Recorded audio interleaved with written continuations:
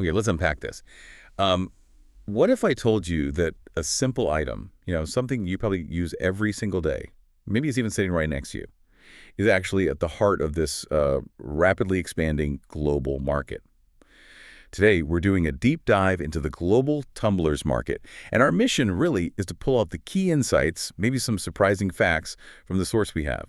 Global tumblers market, growth in regional projections to 2033. It's from Cognitive Market Research. Yeah, and what's really fascinating here, I think, is that this isn't just about, a product category getting bigger. It's more like a window into how consumers are evolving, how we're thinking differently. Things like environmental consciousness, definitely, but also just changing habits, lifestyles. Absolutely. So let's maybe zoom out first. Get the big picture. This source, it shows the global tumblers market back in 2021 was valued at $912.24 million. Pretty substantial. But here's the kicker.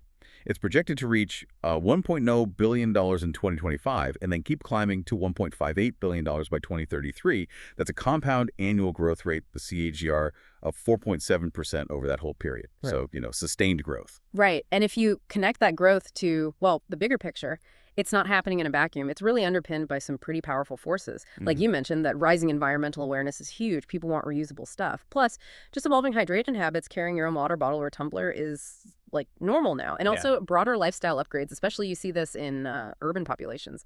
So what does this really mean for you listening? Maybe you're sipping from a tumbler right now. It suggests that your choice, preferring reusable, maybe eco-friendly drinkware, it's not just personal. It's actually part of this much larger collective shift that's turning a simple item into a multi-billion-dollar industry. It shows how our values can genuinely reshape markets.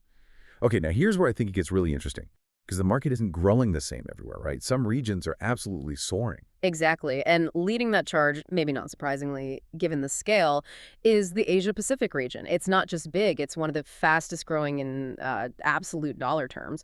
The projection is from around $491 million in 2025 to almost $690 million by 2033. That's a 4.3% CAGR. And within APAC, China is just dominant, isn't it? Expected to hit something like $272 million by 2033. But I'm also looking at India. Wow, really strong growth there, projected at 5.3% CAGR, moving from about $67 million to over $100 million. It's interesting, isn't it? China's size comes from its huge manufacturing base, sure, but also that growing middle class, adopting these, on-the-go lifestyles. For India, yes, the population, but also rising incomes, a big youth demographic, and like we said, that growing awareness of health and environmental stuff makes tumblers a natural fit. And then you have other key players, of course, Japan, South Korea, Australia, all contributing significantly by 2033. Yeah, and it's not just the big ones. Look at Singapore, Southeast Asia as a whole, Taiwan. They're growing fast too. But what really jumps out is this rest of APAC category, a 6.9% CAGR. Reaching over $41 million, that's actually faster than the regional average, suggests it's really spreading wide. That does raise a good question, though. Where else might we see, unexpected acceleration? And if you look closely at the data, Africa is really emerging here. In fact, it boasts the fastest regional CAGR globally, a striking 7.8%. Wow, really? Africa? That is surprising. So the overall market there is set to jump from what, $82-ish million in 2025 to over $150 million by 2033? Yeah. And Nigeria's growth looks impressive, $38 million to nearly $69 million. South Africa, too, expanding significantly. It's a really compelling story there because unlike, say, North America, where it might be an upgrade, in parts of Africa, tumblers can meet more basic needs, like carrying clean water reliably, especially with urbanization happening so fast. Plus, you've got rising incomes, more buying power, and that young population embracing modern products. And again, just like in APAC, look at the rest of Africa segment, it's actually leading the continent's growth rate at 8.7%. So diverse growth across many countries. Okay, let's shift gears. North America, still a huge piece of the pie, right?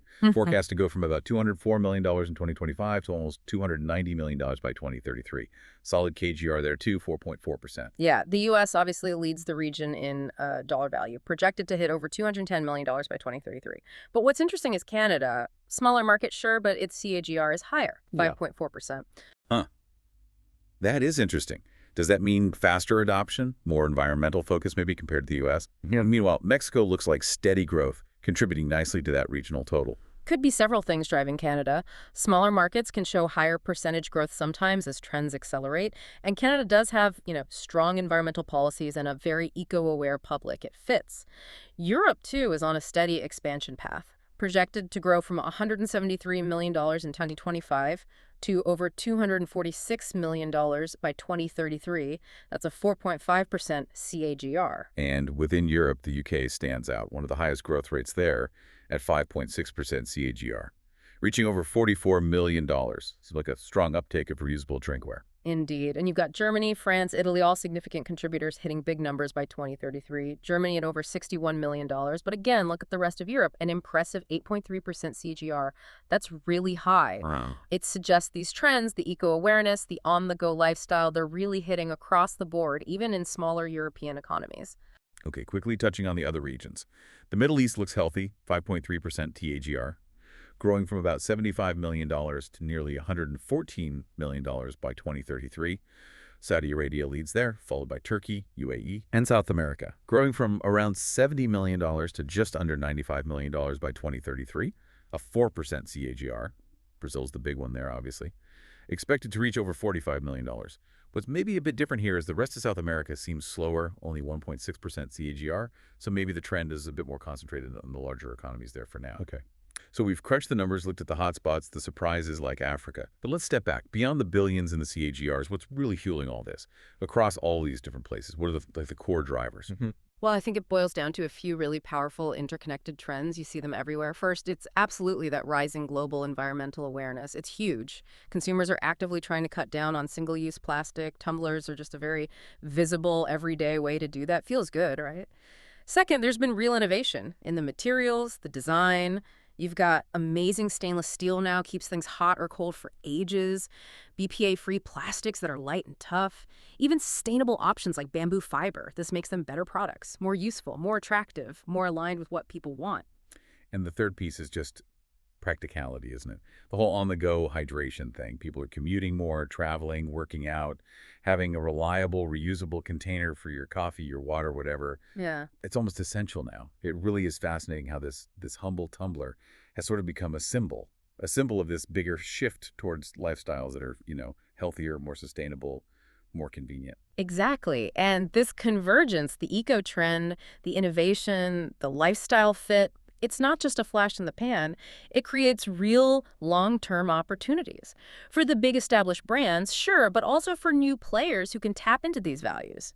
So what we've really unpacked today shows that even simple things, stuff you use every day like a tumbler, they're deeply connected to these massive global shifts, changes in how we behave, what we value, how we live.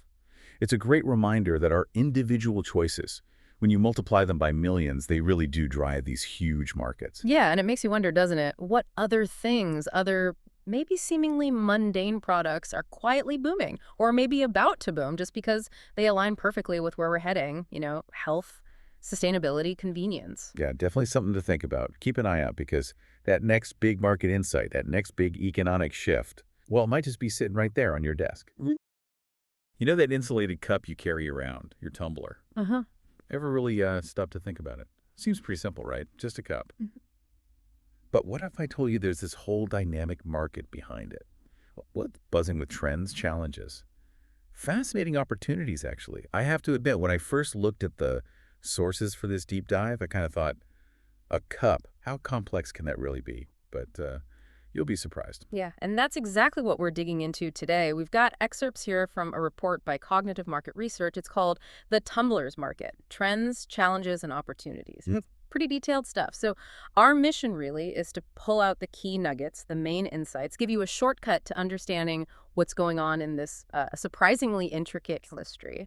Exactly. Because as you're about to hear, what looks like just a simple drinking vessel, it actually reflects some really big shifts in, well, consumer behavior. We're talking health trends, sustainability movements, even tech advancements. It all comes together, making this a genuinely insightful deep dive into our, daily habits.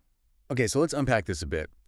What's really driving the momentum in this market? I mean, it seems to be growing strong. The report highlights, first off, this rising awareness around health and hydration. Seems obvious, maybe. But people are genuinely tracking their water intake more. And that directly fuels demand for good quality tumblers, right? You want something insulated, keeps your drink hot or cold. And crucially, people are looking for BPA-free materials. That health-conscious lifestyle thing, it cuts across all age groups now. Right.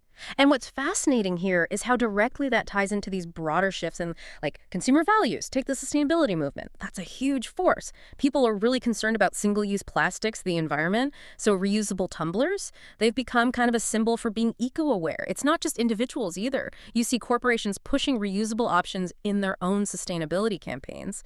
That all feeds into long-term growth. Yeah, that shift from disposable, it's massive. But then there's another layer, which is really interesting. Personalization. We're talking engraved names, endless color choices, specific brand logos, designs.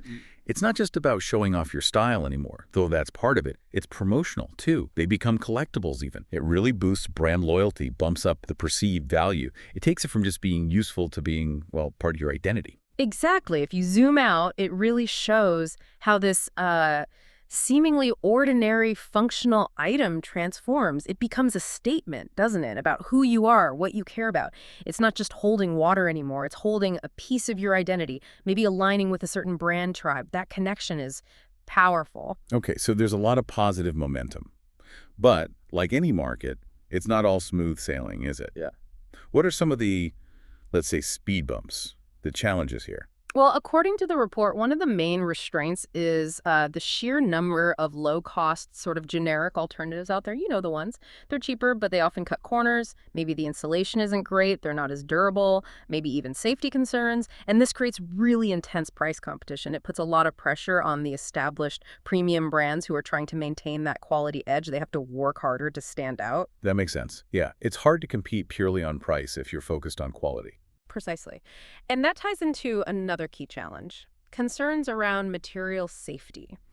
The report mentions things like BPA, that's bisphenol A, a chemical people worry about in plastics, but also microplastics, tiny plastic bits breaking off, and non-recyclable materials generally. Consumers are scrutinizing this stuff much more now, so brands that don't meet these expectations for, like eco-friendliness and safety, they risk damaging their reputation. Plus, it gets harder to even source sustainable materials reliably. And the report also flags something about market penetration. Like, it's not reaching everywhere equally. Especially in, say, rural areas or lower income regions, these reusable tumblers might still be seen as almost a luxury item, which limits how many people actually buy them. Yeah, that disparity is interesting. It really highlights this kind of tension between, perceived value versus basic utility. In a city, maybe a nice tumbler feels like part of your everyday kit, part of a lifestyle, but in other demographics, maybe awareness about environmental impacts is lower, or price is just a much bigger factor. The calculation changes, and that definitely constrains growth compared to, say, urban areas. It's a real hurdle for brands wanting, mass market reach. Okay, so we have the drivers, we have the challenges. But what about the future? What's next for tumblers? Because it sounds like it's actually pretty dynamic. The report talks about the rise of smart tumblers, for instance, which is fascinating. These aren't just passive cups anymore. We're talking features like tracking your hydration levels, digital temperature readouts, even alerts to remind you to drink. That's catching on with tech-savvy consumers, people who want wellness tools integrated into their lives. Right. It's really quite something. These smart features, they elevate the whole idea of drinkware. It starts blurring the lines, doesn't it, between health technology and just a lifestyle accessory. Your cup isn't just a cup. It's becoming like part of your personal health monitoring system, collecting data, giving you nudges. And sticking with innovation, but on the environmental side, manufacturers are increasingly using eco-friendly materials, right? Things like bamboo fiber, recycled stainless steel, even new biodegradable polymers, which lines up perfectly with global green goals and what consumers are asking for. Absolutely. And that shift in materials, it feels like more than just a trend now. It's becoming sort of an expectation. It signals responsible manufacturing. It highlights the industry's potential role in, broader environmental stewardship, Right. building a more sustainable future, maybe one tumbler at a time. It sounds cliche, but there's something to it. Definitely. And finally, looking ahead, you really can't ignore the power of social media. Oh, for sure. These platforms are vital now. Think about those Instagram-worthy designs, influencer promotions, limited edition drops. That stuff really drives purchases, especially with Gen Z and millennials. It's the look, the lifestyle it hints at, the viral potential. Totally. And if you connect all that back to the bigger picture, these Okay. trends, they're really changing how people even perceive tumblers. They're moving way beyond just being functional items. They're becoming these powerful lifestyle statements. And that whole dynamic shift, it's opening up completely new ways for brands to differentiate themselves, to command a premium price even. So, wow, there you have it, our deep dive into the surprisingly complex world of tumblers. We started with what seems like a simple object, and it's revealed so much about these big shifts, consumer behavior, tech integration, environmental awareness.